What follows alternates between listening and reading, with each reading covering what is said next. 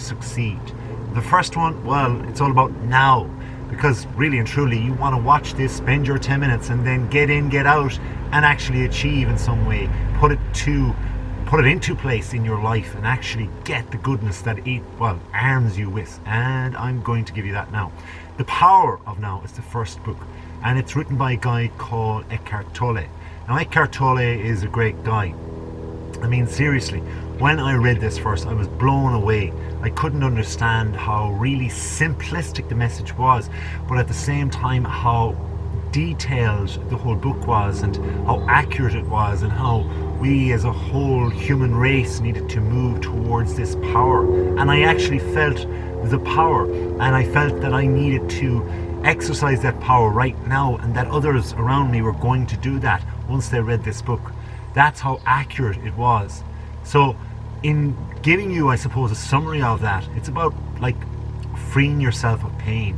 And one of the quotes in the book was, quote unquote, the more you are able to honor and accept the now, the more you are free of pain, of suffering, and free of the egoic mind. Now think about that for a second. The egoic, that is the ego, and the now is what we're talking about, and also suffering. So it's about freeing yourself of pain and acknowledging really that there is pain within us all, and that it's, according to Eckhart Tolle and the Power of Now, it's about freeing ourselves from this type of, well, pain as such. So what we need to do is just acknowledge it. It's important to focus on making the now the main priority in your life right now, of course. So it's all about the now. And if we feel that our presence or our moments presently even are difficult, we need to see that we can just accept instead of trying to fight against, because by accepting it in a way, it's going to give us better rewards. And when we're trying to, well, I suppose, when we're trying to access the power of now, there is a reality that there's going to be painful emotions that have already been left upon us, and that we need to understand that. And we need to use this pain experienced throughout our lives for whatever way. Now it could be physical pain, it could be emotional pain, it could be mental pain. But this pain becomes a negative energy within us, and it can affect our body and our mind. This is what was called or referred to by Tolle as the pain body. And it's according to him that the pain body becomes too strong, it can take over ourselves. And it's when the experience of pain happens that there is, well, a way to, well, we need to acknowledge that there's a way to achieve this consciousness and then defeat it. But first we need to actually look at the pain, stare it down in the eye, and by acknowledging it and staring at it, we accept the fact that it exists without trying to identify or even judging it.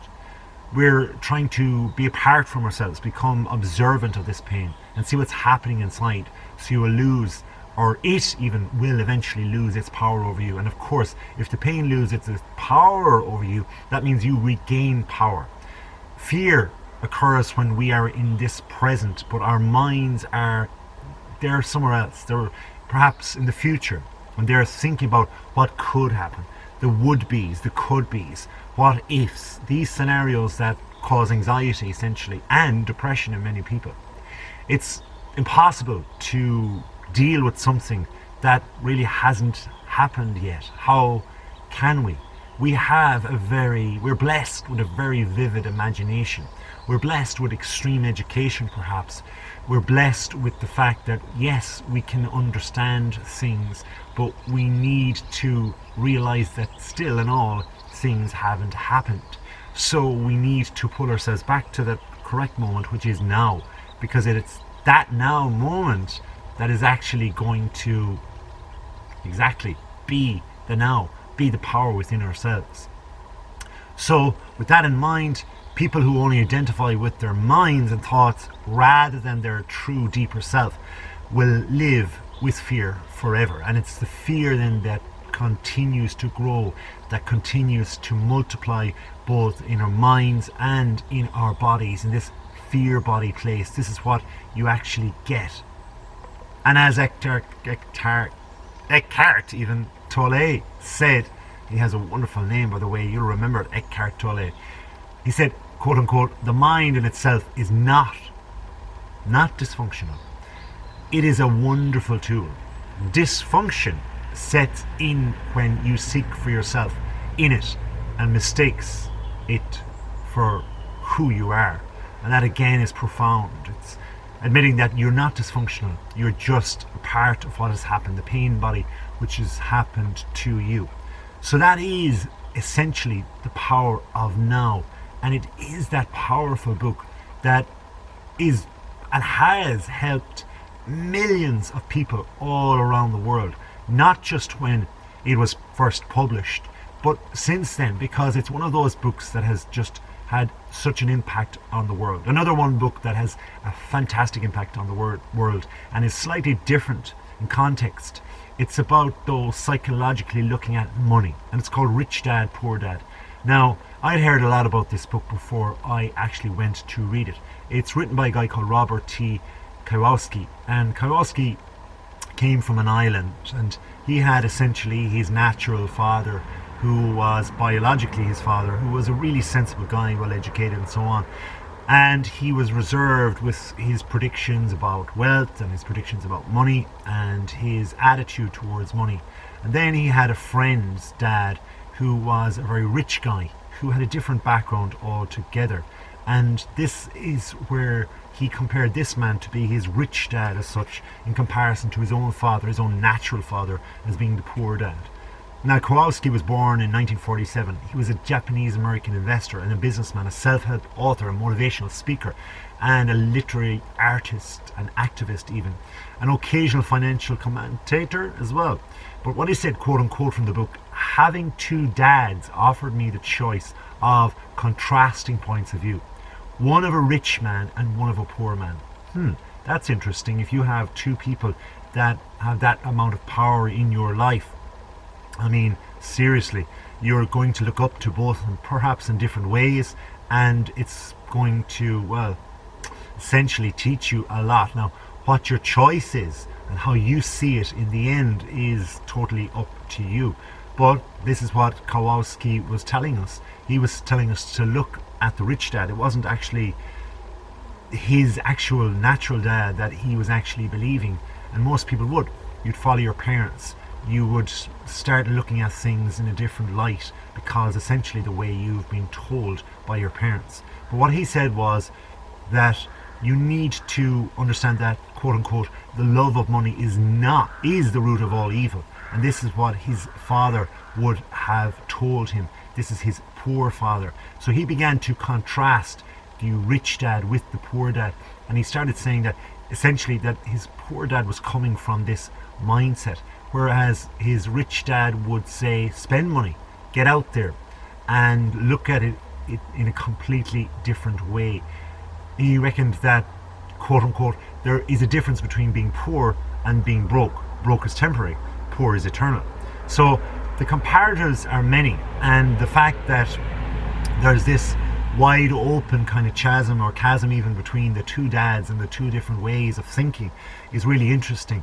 And he kind of sprinkles that in throughout the book within his own experiences of life and his own experiences of how he invested, how he made money, how he lost money, and so on. The third book is Think and Grow Yourself Rich by Napoleon Hill. It was written way back in 1937, believe it or not. Now, this is a classic of books for actually helping you succeed and helping you to even just get off your butt and make money. And it kind of gives us all these ways of how we can think first and then grow rich. And it's one of the universally recognized personal development masterpieces. It's so simple, really and truly. It's not a large or long book at all, but it sold more than 100 million copies worldwide. Now that's just an estimate, but seriously, what an amount of sales. Now the whole philosophy is centered around the idea that success in any way in life can actually be achieved through visualization and imagination. So skip back to what I said earlier on about the first book. I said that imagination can run riot on ourselves and that we can actually lose out by imagining things in different ways that really isn't going to keep us in the power of now. But according to how we can accurately imagine and visualize, this book is telling us how we can think and grow ourselves rich. So our thoughts can actually make us succeed.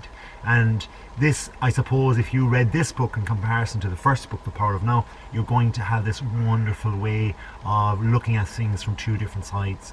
So to put it in more simplistic terms, you could become anything that you want, so long as your mind deems it possible. And with this in mind, then, this becomes the one thing that can either stop you or propel you towards something better, to be the best version of yourself. And it's going to give you an outline really of your whole life, because you can begin to control your thoughts and to realize that thoughts are the most powerful things, is what it says. And desire is huge and hugely important too.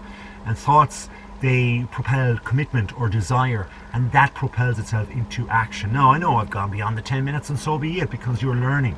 But that's 3 books essentially in 10 minutes. And with that in mind, I want you to say, well, to yourself, go and read one of these books. Read 2 of them, read 3 of them, because if not, you're going to get greater depth about what's going on, how to succeed both personally, interpersonally, in your life, and of course with money and whatever income is coming into your bank account or outgoings. Anyway, thank you very much for watching. If you haven't already subscribed, please do. Until next time, have a wonderful day.